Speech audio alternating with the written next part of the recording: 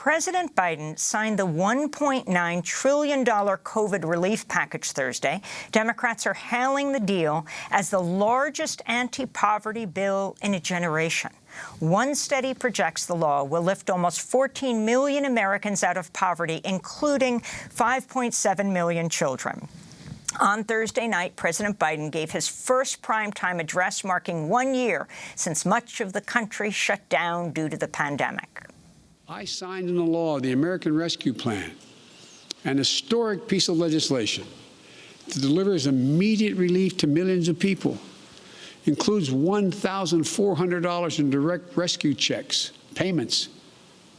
That means a typical family of four earning about $110,000 will get checks for $5,600 deposited if they have direct deposit or in a check, a treasury check. It extends unemployment benefits. It helps small businesses. It lowers health care premiums for many. It provides food and nutrition, keeps families in their homes, and it will cut child poverty in this country in half.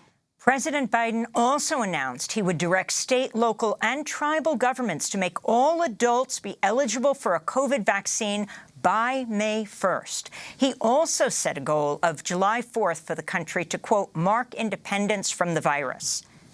Do everything in my power. I will not relent until we beat this virus. But I need you, the American people. I need you. I need every American to do their part. And that's not hyperbole. I need you.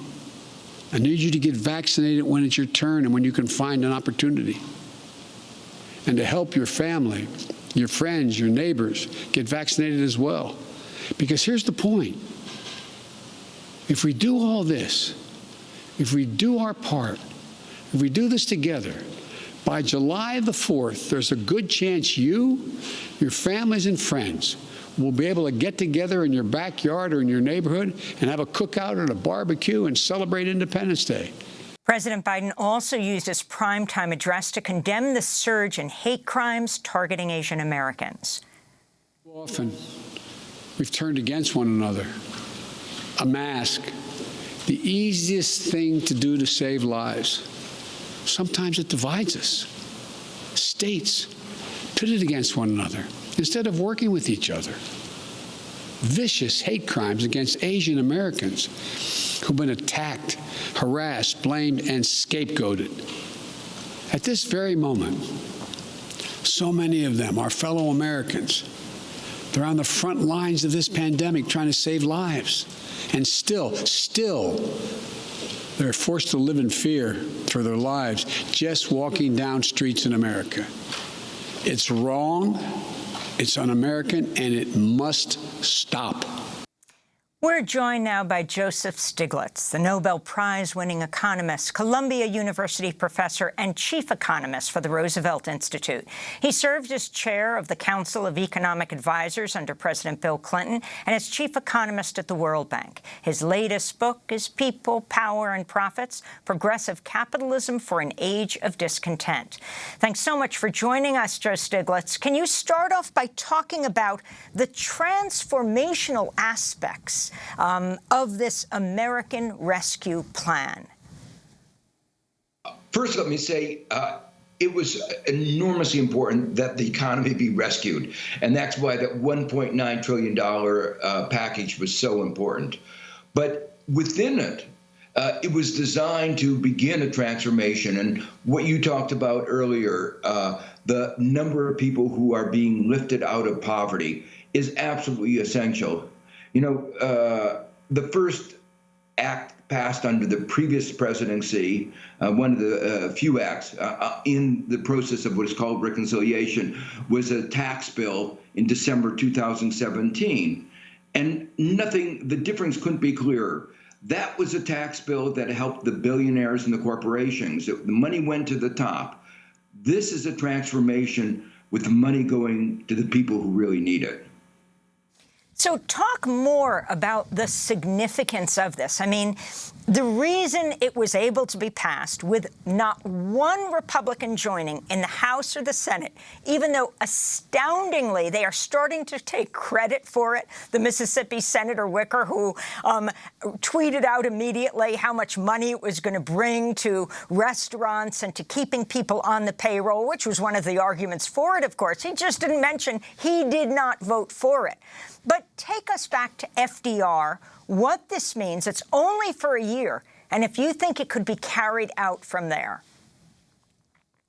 Well, I think it can be carried out, but to be permanent, it's going to need a change in Congress in 2022.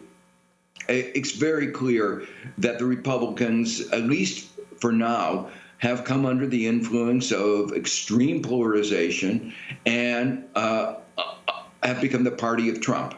And so it's all about polarization, not a single one supporting what is necessary just for the economy to recover. You know, so even if you thought we don't want to help the poor, you need to have the economy recover, and everybody will benefit from it. So while it moves a lot of people out of poverty, it was an essential bill for the economy to get back going again. I mean, the child tax credit, on its surface, might look like just another tweak to the tax code, but it defines a profound shift in how we view society confronting poverty, much like the New Deal's creation of Social Security and what that did for the elderly. Could this continue? I believe it can. I mean, when you think about it, children don't choose their parents. And if there is any concern about the future of the country, you want to make sure that the children, no matter who their parents are, can live up to their potential. One of the things that I pointed out in my research is that the American dream is really a myth. The life prospects of a young American are more dependent on the income and education of his parents than in almost any other advanced country. So it's absolutely the opposite of the way we think about ourselves. And so this is a transformational. It says we are actually going to try to live up to our aspirations.